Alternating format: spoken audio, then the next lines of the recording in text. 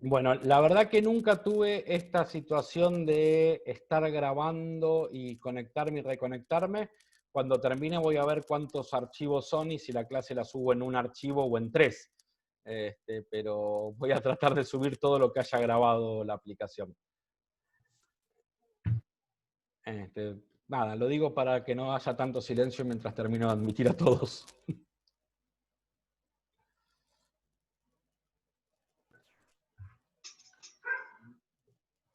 Bien, ya somos 20, creo que éramos 20, 21 o 22. Supongo que si alguno falta va a empezar a quejarse. Entonces, bueno, seguimos. Lo siguiente que nos establece este principio de legalidad, ¿no? Es bueno, esto ya lo dije, la prohibición de la analogía. En otras ramas del derecho, el juez está obligado a decidir. Entonces, si yo tengo una ley que dice, el contrato de compraventa será cuando una persona ofrezca un producto y la otra persona dinero a cambio. No dice eso la ley. No importa, ya vamos a ver el contrato de compraventa cuando veamos contratos. Lo vamos a ver en otra clase, pero lo digo así para decirlo de manera rápida, ¿no? Y viene uno y me dice, che, no está, yo en vez de un producto ofrecí un servicio y eso no está legislado en ningún lado. El juez está obligado a encontrar una solución justa y entonces puede decir, bueno, le aplico a los servicios la misma regla que le aplicaba a los productos, porque es razonable que esto es similar. Bueno, en el derecho penal, y el juez civil no solo tiene derecho, tiene la obligación de hacer eso, porque tiene que encontrar una solución justa al conflicto. En el derecho penal no es así. En el derecho penal, si viene alguien y me dice, mirá, está prohibido, como era antes de que se salga la ley de delito informático, está prohibido romper las cosas, ¿no? Y hackear una página web es una forma de romperla, ¿no? Entonces, al que hackea la página web, lo tenés que condenar por daño, porque es como que hubiera roto algo, ¿no? Y la verdad que una página web no es una cosa, porque si uno va a la definición de cosa, las cosas son todo ente susceptible todo ente físico susceptible de valoración o las fuerzas de la naturaleza equiparables, ¿no? Con lo cual, una página web que es una forma de interpretar una cantidad de ceros y unos no es una cosa, ¿no? Entonces, dañar eso que no es una cosa no quedaba. La clase que viene vamos a ver cómo ahora sí, pero antes de la ley de delito informático no quedaba abarcada por la prohibición y por lo tanto no tenía pena. De hecho, esto que digo no es una forma de decir, sucedió, ¿no? Hubo también de vuelta, solo los que hemos vivido algunos años en el siglo pasado lo recordaremos, hubo un caso policial muy famoso en la Argentina que fue el asesinato de un periodista, José Luis Cabezas, y periódicamente todos los años, el 23 de enero, que era la fecha de su aniversario, se hacían distintas actividades para recordarlo. Hubo un año en que un grupo hackeó la página web de la Corte Suprema de Justicia de la Nación, la dejó intacta, se podía operar, se podía hacer todo lo que siempre se hace en esa página, lo único que en el recuadro inferior derecho puso una foto de José Luis Cabeza con la leyenda "No se olviden de Cabezas". La Policía Federal Argentina investigó quién había sido, los encontró y los llevó a juicio. Empezaron a buscar qué delito le podían, de qué delito los podían acusar, y al fiscal lo único que se le ocurrió fue acusarlo de daño, ¿no? Decir, bueno, dañaron la página web de la Corte Suprema. Con un muy buen argumento de la defensa, que el juez terminó adoptando, en aquel momento lo que dijo el juez fue: no puede haber daño porque el daño es sobre una cosa, y una cosa es un bien tangible material o una fuerza de la naturaleza susceptible de apropiación. Una página web no es ni lo uno ni lo otro. Una página web es una interpretación particular de una cadena de datos realizada por una cierta aplicación. No hay cosa tangible que uno pueda tocar y no hay fuerza de la naturaleza, ¿no? Por lo tanto, no es una cosa, no puede ser dañada en los términos del derecho penal. Y a pesar de haberse podido identificar quiénes eran las personas que habían hackeado nada más y nada menos que la página web de la Corte Suprema de Justicia, no fueron castigadas. Se entendió que su conducta era lo que los abogados llamamos atípica, no constituye delito. Puede sí ser un daño en el terreno del derecho civil, y entonces ahí sí estar obligados a pagar una indemnización o a pagar el costo de reparar la página web o incluso a pagar el costo de contratar un servicio que reescriba la página web con más seguridad para que esto no se pueda volver a hacer. Todo eso puede ser que estén obligados, pero no van a ir presos por eso, porque no es un delito, porque está prohibido aplicar por analogía. Para que a mí me digan que cometí un delito, tengo que haber hecho algo tal cual como está escrito en el Código Penal. Y por eso fue necesario, para poder castigar ciertas conductas que a la sociedad argentina, o al menos a sus representantes, diputados y senadores, les parecía que necesitaban castigo, para poder castigar esas conductas fue necesario sacar la ley de delito informático, porque tal cual como estaban descritos los delitos, no se le podían aplicar.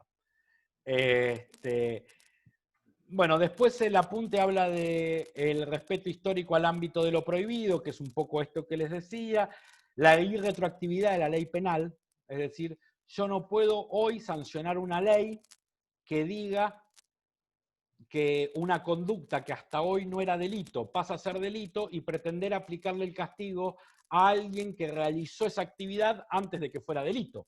Porque cuando la persona la realizó, no era delito, no era castigada. Y si esa conducta hubiera estado castigada, probablemente esa persona no la realizaba. ¿Está bien? No hay una imprevisibilidad. Porque, de vuelta, si no, nosotros no sabríamos qué podemos hacer y qué no podemos hacer en la vida. Porque cualquier cosa que hagamos hoy, mañana puede estar castigada. ¿Está bien? Entonces yo no sabría qué puedo hacer. Para que yo pueda saber qué puedo hacer, necesito saber que lo que hoy no está castigado, hoy lo puedo hacer. Y nadie me va a castigar por eso, porque hoy no está castigado. ¿Sí? Entonces, no así, insisto, la ley civil, la ley laboral, la ley de otras ramas del derecho puede ser retroactiva. Y puede decir, usted que contrató a una persona como empleado hace 15 años, bueno, ahora cambiaron las reglas y ya no tiene que aportar el 3% de jubilación, ahora aporta el 28% de jubilación. No, jubilación es como el 11%, obra social. Ya no paga el 3% de obra social, ahora paga el 28%. Hubo una ley que me cambió condiciones de un contrato laboral que yo había firmado pensando en otra ley. ¿Es posible eso? Sí, es posible. ¿Ah, bien? Lo que no es posible es que a mí el Estado venga a castigarme y me meta preso por algo que cuando yo lo hice no era delito. ¿Ven? No sé, alguien ahí estaba... Bien. Entonces, el otro concepto fundamental del derecho penal que tenemos que tener en cuenta para poder decir cuando leemos un artículo si la conducta que analizamos es o no es delictiva, es el concepto de bien jurídico. ¿Qué es un bien jurídico? El artículo 19 de nuestra Constitución dice: las acciones privadas de los hombres serán que de ninguna manera lesionen a terceros ni a la moral pública. Lo de la moral pública de alguna manera cayó en desetudo. Están reservadas a Dios y exenta de la autoridad de los magistrados. ¿Qué quiere decir eso? Que si yo no lastimo a alguien, si yo no daño a alguien, mi conducta no puede ser considerada delito y no puede ser perseguida por el Estado. ¿Está bien? El Estado solo me puede perseguir si yo dañé a alguien en sus derechos, ¿no? Y entonces, a partir de esta concepción del principio de reserva, ahí me pregunta un compañero, drogarme en mi casa solo. La Corte Suprema de Justicia tiene dicho que el consumo personal de estupefacientes no es delito. ¿Sí? Hubo distintos momentos, por alguna razón se me cortó, no sé si ustedes me siguen escuchando. Ahí los veo de vuelta. Hubo distintos momentos de la jurisprudencia argentina Hay una ley, la ley de drogas en la Argentina prevé la tenencia de drogas y el consumo personal de drogas como un delito. La Corte Suprema de Justicia en distintos fallos y distintos jueces han dicho esto es inconstitucional. Hubo algún momento en que la Corte cambió el criterio y sostuvo que, y ahora me sirve esta pregunta para seguir con lo que veníamos, lo del bien jurídico, que el bien jurídico que protegía esta ley era la salubridad pública, la salud pública, y que afectar mi propia salud afectaba la salud pública y que por lo tanto sí podía ser delito que yo consuma drogas. ¿Está bien? No, años después la Corte volvió a cambiar y a decir no, de ninguna manera el bien jurídico protegido de salud pública no se afecta por la afectación de mi salud personal y por lo tanto, en tanto y en cuanto no afecte a terceros, y por lo tanto esto no puede ser considerado delito y es inconstitucional que sea considerado delito. Y por eso en la Argentina se entiende que el consumo personal de drogas y la tenencia para consumo de drogas prohibidas no es delito. ¿Está en la ley? No, la ley dice que es delito. Pero la jurisprudencia y los jueces dicen que esa ley es inconstitucional y que no se puede aplicar. ¿Se acuerdan esto que habíamos dicho antes del control de constitucionalidad que hacen los jueces? ¿Sí? Y entonces ahí vamos, yo les decía, es en base a el bien jurídico. De cada ley, de cada tipo penal, se desprende una norma, ¿no? Hay un tipo penal, que es el artículo 79, que es el de homicidio, que dice el que matare a otro. De eso, los juristas, los que analizamos la ley, deducimos una norma, que es la norma que dice no matarás. La ley no dice está prohibido matar. La ley dice el que haga esto va a ir preso, ¿no? Entonces nosotros tenemos que deducir cuál es la norma que está violando. La norma que está violando es la de no matar a otro. De esa norma vamos a deducir cuál es el derecho que está protegiendo. Y en este caso, en el de matar, es la vida, mi derecho a la vida. A eso lo llamamos bien jurídico. El bien jurídico es la relación de disponibilidad que tiene una persona con su derecho. Disponibilidad quiere decir disponer de él. Cuando yo tengo derecho sobre algo, quiere decir que lo puedo usar, puedo elegir no usarlo, puedo hacer lo que sea, ¿no? Entonces, la relación de disponibilidad que tiene una persona, un sujeto en particular, con un objeto, un bien, una cosa tangible o con un derecho, eso es un bien jurídico, ¿sí? En el caso del homicidio, la disponibilidad que tengo yo con mi vida. Yo puedo usar mi vida, puedo elegir no usarla y quedarme encerrado en mi cuarto y no salir nunca de mi cuarto y no hacer nada, o puedo elegir terminar con mi vida y suicidarme, ¿sí? Es una elección mía. Ese derecho que tengo yo a decidir sobre qué hago con mi vida es el bien jurídico. Y cuando me mata otro, afecta mi bien jurídico. No fui yo el que decidió terminar con mi vida. Fue otro que no tenía derecho a eso. En el caso de las drogas, cuando se habla de la salud, ¿está bien? Es probable, después está discutible, están los que defienden que la marihuana en ciertas circunstancias es beneficiosa y no mala para la salud de las personas, incluso seguramente cualquier droga de las prohibidas, digo, imagínense qué complejo es esto que las drogas prohibidas son un catálogo, ¿no? No hay ninguna forma, ustedes que son ingenieros o casi ingenieros, deben tener claro la diferencia entre la definición de un conjunto por extensión o por comprensión, ¿no? Bueno, no hay ninguna forma de definir el conjunto de drogas prohibidas por comprensión. En todas las legislaciones del mundo se lo define por extensión. La única forma de saber si una droga está prohibida o no es nombrarla concretamente, porque no hay ninguna particularidad que tengan las drogas prohibidas que las haga distintas que drogas que son legales, o que, digamos, cualquier cosa que uno busque lo comparten con todas las drogas, con las legales también, No hay ninguna particularidad específica de las drogas prohibidas más que el hecho de estar prohibidas. ¿Sí? Porque en algunos momentos se intentó decir, bueno, afectan el sistema nervioso. Bueno, hay muchas que afectan el sistema nervioso. Son estimulantes, el cacao y el café son estimulantes y están permitidos, el tabaco también, el alcohol, ¿no? Digo, o sea, hay un montón de sustancias permitidas que cumplen los mismos efectos que algunas que están prohibidas, y la única diferencia es que unas están prohibidas y otras no. No hay ninguna forma de establecer por comprensión el conjunto de drogas prohibidas, ¿no?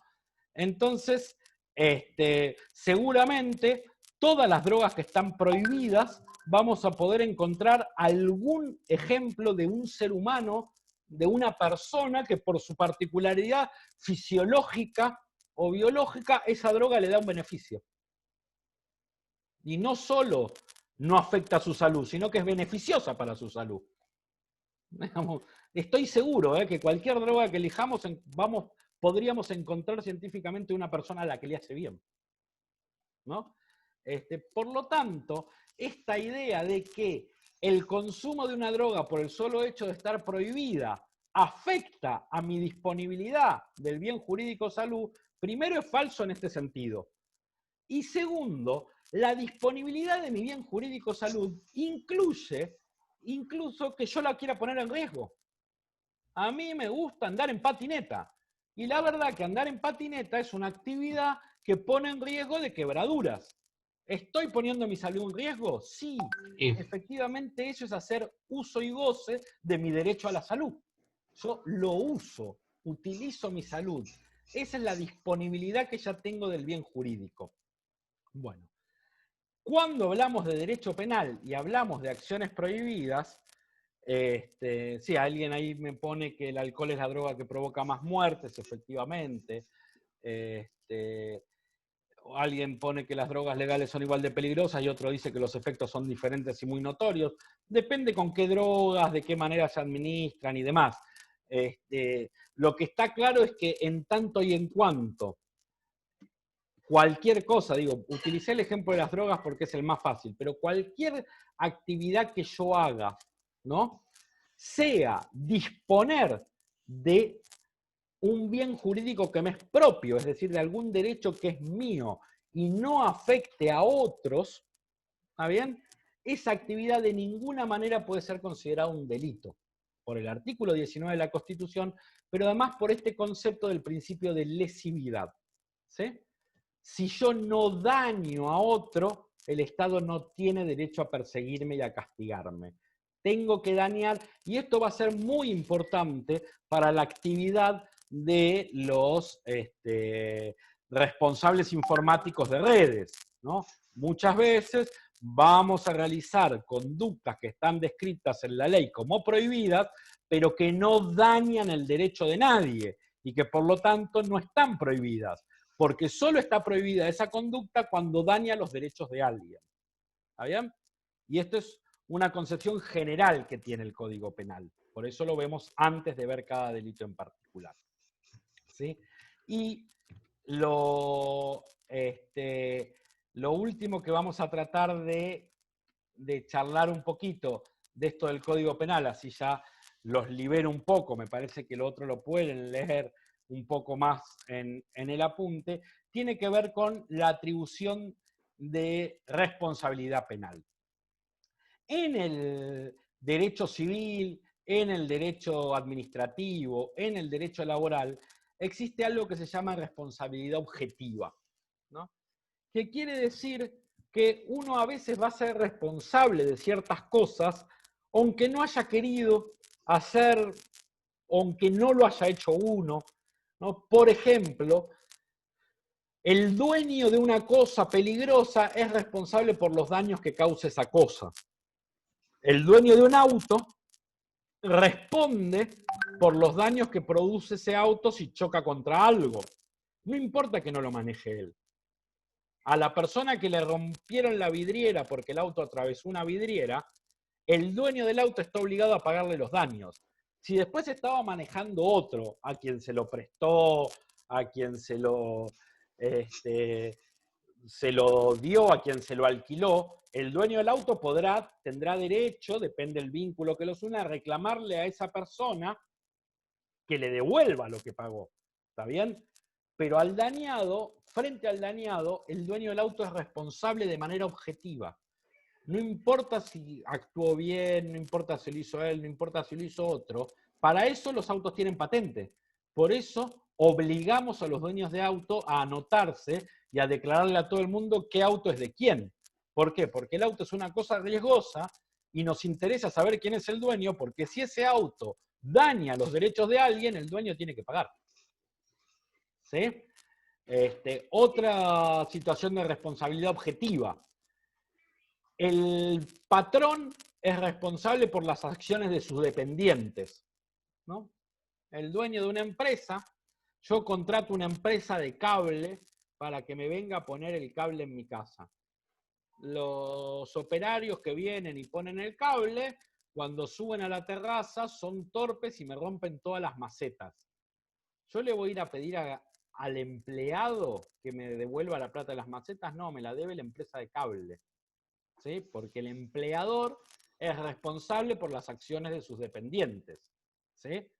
El patrón es responsable, por supuesto.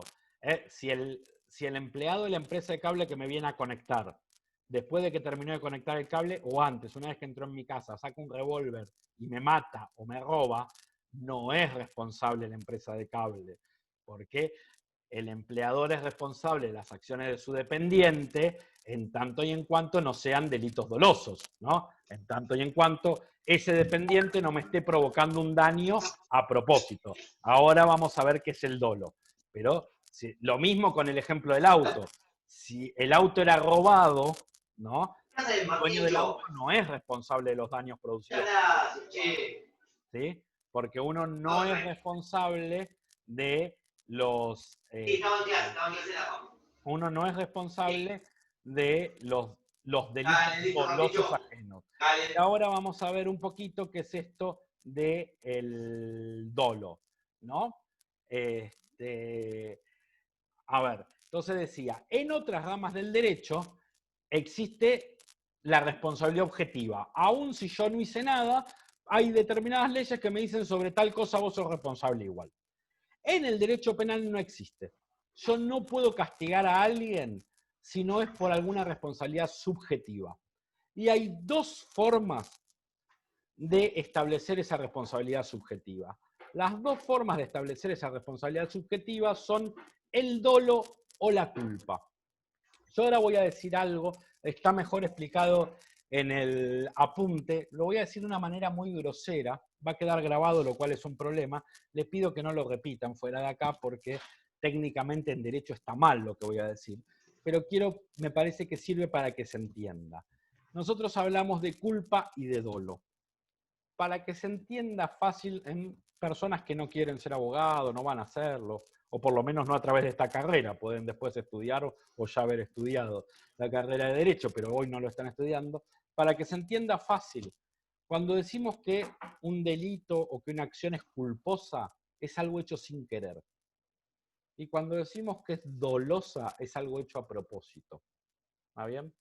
Técnicamente, en el dolo, la ley lo que penaliza es la finalidad que buscaba la persona que realizó una conducta. La persona que realizó la conducta tenía una finalidad prohibida y la consiguió. Y entonces la ley penaliza esa finalidad. Yo quería robarle a alguien y fui y le robé. Bueno, entonces estaba prohibido lo que yo quería, lo hice, me castigan. Cuando estamos frente a un delito culposo, generalmente lo que yo quería hacer no está prohibido. El delito culposo más típico se da en accidentes de tránsito, ¿no? Entonces, ¿cuál es en general la situación?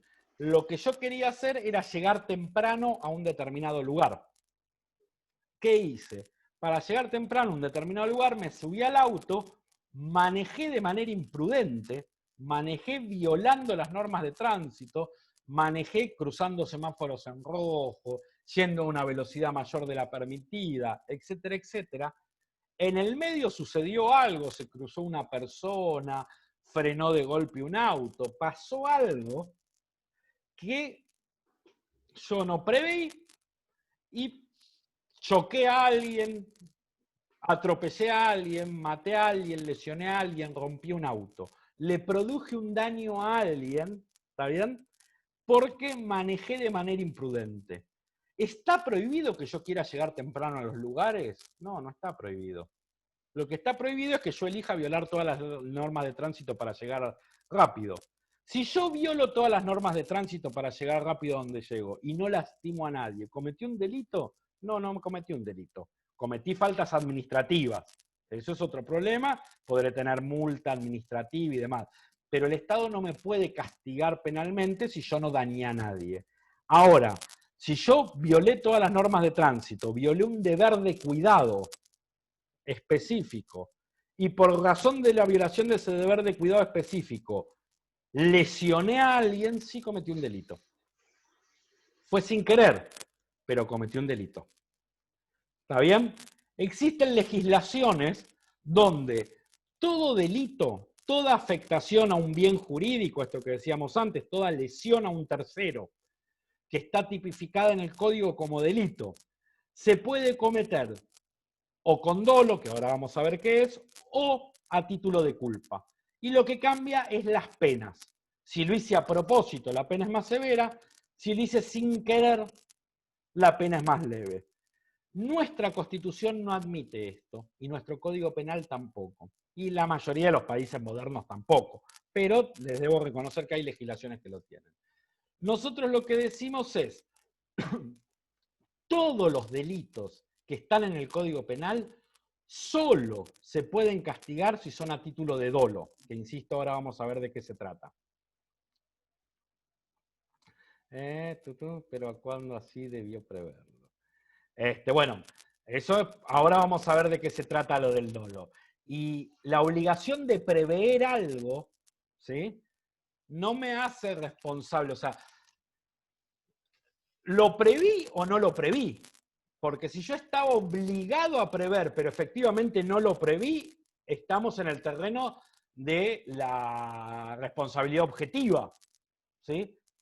Yo objetivamente soy responsable, no importa la circunstancia del caso. No. Si lo preví, tengo cierta responsabilidad. Si no lo preví, puedo tener una responsabilidad. ¿Y cuándo? Nuestro Código Penal dice que solo van a tener responsabilidades en algunos casos, en los casos que específicamente el Código lo dice y genera lo que se llama el tipo culposo. Todos los delitos de nuestro Código Penal solo se aplican cuando la conducta es realizada de manera dolosa, que insisto, ahora vamos a ver qué es el dolo, salvo casos muy particulares donde el daño provocado es tan grave o el bien jurídico es tan importante donde, aunque lo haya hecho sin querer, aunque lo haya hecho por imprudencia, por negligencia o por impericia y no lo haya hecho a propósito, soy responsable igual y me pueden castigar igual. Esos casos muy particulares son, por ejemplo, el homicidio. Si yo manejando de manera imprudente mato a una persona, voy a ser responsable de homicidio culposo. Por supuesto que la diferencia es mucha. El homicidio doloso tiene una pena de 8 a 25 años. El homicidio culposo tiene una pena de 6 meses a 5 años, ¿no? Se dan cuenta que la diferencia es mucha. Ahora, también es cierto que es muy diferente una persona que mata a otro queriendo matarla y una persona que mata a otro por accidente. Como matar a otro está muy mal, te castigamos igual, pero no creemos que vos sos un asesino que quiso matar a otro. Creemos que vos sos una persona peligrosa porque es lo suficientemente imprudente para matar a otro, pero no que quiso matar a otro. ¿Está bien? Son dos realidades distintas. ¿Sí? Entonces, si yo manejando imprudentemente lastimo a otra persona, tengo una pena porque las lesiones culposas admiten pena. Ahora, si yo manejando imprudentemente choco un auto, ¿sí? No tengo pena. Sí, voy a tener que pagarle los daños. Soy civilmente responsable, pero no hay daño culposo en nuestro Código Penal, porque nuestra legislación no entiende que la propiedad sea tan importante que si la lesiono aún sin querer me tienen que castigar. ¿Está bien? Sí es tan importante que si la lesiono tengo que pagar los daños. Eso sí, civilmente le tengo que reponer a la persona lo que le dañé. Y para eso tenemos el seguro. ¿Sí? Pero no me van a castigar porque le afecté la propiedad a otro si lo hice sin querer. ¿Sí? Me castigan si le afecto la vida, si le afecto la salud, ¿está bien? Si afecto cosas importantes, bienes jurídicos relevantes para la condición humana. Si no, solo castigamos al que lo hace a propósito. Al que lo hace sin querer puede tener responsabilidad civil, pero no tiene castigo penal. Entonces, dentro de los delitos informáticos, nos quedan 8 minutos, yo creo que vamos a llegar, así que me voy a apurar para llegar.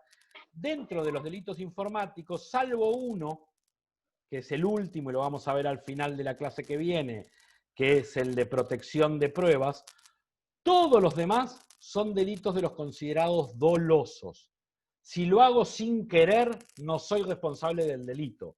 Si produzco un daño a una persona, por ahí voy a tener que pagar el daño, pero no me va a castigar con cárcel. El Código Penal no me va a perseguir con cárcel si lo hice sin querer.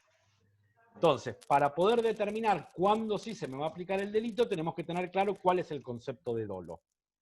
Hay una definición de dolo. El dolo es la voluntad realizadora de la conducta prohibida guiada por el conocimiento de los elementos de la ley. ¿Qué quiere decir esto? Creo que en el apunte está formulado más técnicamente, dice la voluntad realizadora del tipo guiada por el conocimiento de los elementos del tipo penal, del tipo legal. Creo que esa es la definición que dice el apunte, yo lo dije medio con otras palabras, pero ¿qué quiere decir esto? Quiere decir que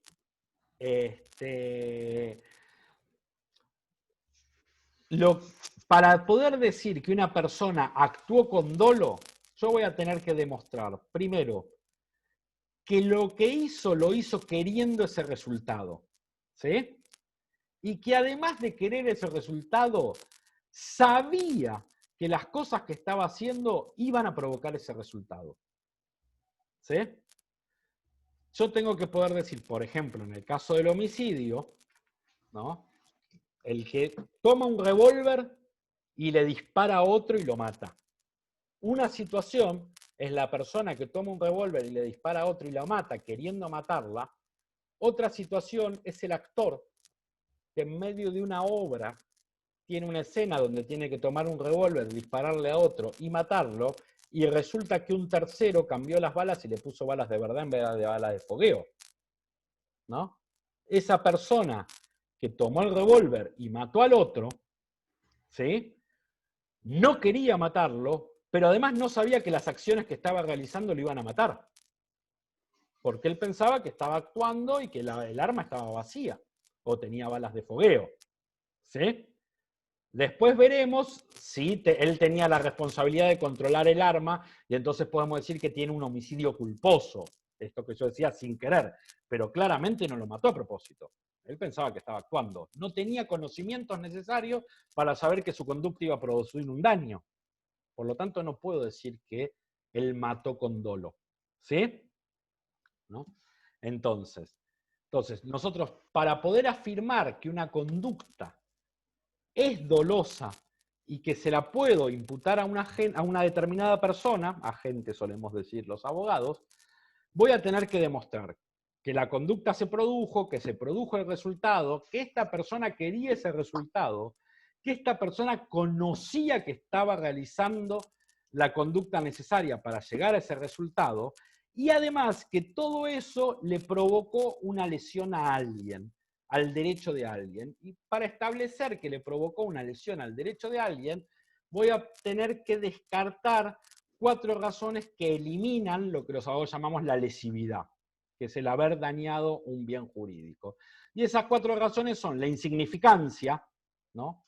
Digo, por ejemplo, el delito de hurto. El delito de hurto dice que el que se apoderare de una cosa total o parcialmente ajena será penado de 6 a 2 años, ¿no? Si yo saco un fósforo de una caja de fósforos de otro, ¿me apropié de una cosa total o parcialmente ajena? Sí. ¿Fue de manera ilegítima? Sí, el otro no me la prestó, no me lo dio. Ahora, ¿es relevante? Y la verdad que no, porque el delito de hurto lo que protege es el patrimonio de las personas. Y que yo le saque un fósforo a una persona no le afecta a su patrimonio significativamente. Por lo tanto, es insignificante. Entonces no podemos decir que dañé el patrimonio, no podemos decir que hay un delito. ¿Sí? ¿Cuál es la medida de insignificancia? ¿Cuándo empieza a ser relevante y cuándo no? Va a haber que analizarlo caso por caso. Cuando le planteen la conducta al juez, el juez va a analizar, porque claramente un fósforo no, pero si el tipo vende fósforos y me robo todas las cajas de fósforo de su local, sí le estoy afectando su patrimonio, ¿no? Cuando deja de ser insignificante, se verá caso a caso. La segunda regla es que tenga los conocimientos necesarios, y después hay 2 reglas más que son el cumplimiento de un deber jurídico y las actividades fomentadas por el derecho. Si a mí el derecho me obliga a que haga algo, después no me puede decir que estoy cometiendo un delito si lo hago, ¿no? Si yo soy policía, tengo una orden de un juez de detener a alguien, después no me pueden acusar de privación de la libertad, porque tenía una orden, mi deber era detenerlo. Algo similar pasa con las actividades fomentadas por el derecho, ¿no? Si yo soy boxeador, claramente una pelea de boxeo es un acto donde 2 personas tratan de lesionarse. Sin embargo, no son culpables del delito de lesiones uno frente al otro, porque el deporte es una actividad fomentada por el derecho. Pero creo que eso lo pueden saber en el apunte. Nos están quedando 2 minutitos, lo voy a dejar por si alguno tiene alguna pregunta concreta, y si no, con esto estamos terminando la clase de hoy. Fíjense, yo les había mandado 5 preguntitas que la idea es deberíamos poder contestarlas entre lo que lean del apunte y lo que vimos en la clase de hoy, y entre hoy a la noche y mañana a la mañana les voy a estar mandando el texto también con una guía así de preguntitas que vamos a tratar en la clase del miércoles que viene, que les prometo no va a demorar más de 1 o 2 sesiones de estas de Zoom. No sé si queda alguna duda, consulta que quieran que hablemos antes de terminarla. Sí, profe, le pregunto, yo ingresé tarde a la clase de hoy y no sé si hablaron acerca de cómo dar el presente o si hay que hacer algún cuestionario diario. No, en principio no vamos a hacer cuestionarios y bueno, podría ser esta guía de preguntas, hagamos así. Me gustó lo que está proponiendo acá Karina. ¿Vieron la guía esa de 5 preguntas que les mandé? Contéstenla y súbanlas al campus. Y esa será la condición de regularidad, pero sin tampoco demasiado estricto en qué fecha lo suben. Súbanlo antes de la clase que viene. Profe, debería habilitar un apartado para poder subirlos. Bien, yo ahora voy a averiguar, entonces yo mañana voy a averiguar cómo se habilita ese apartado, a partir que se los habilite, antes de la clase que viene, en algún momento súbanlo. Entiendo que somos todos adultos y son personas que están queriendo ser ingenieros informáticos.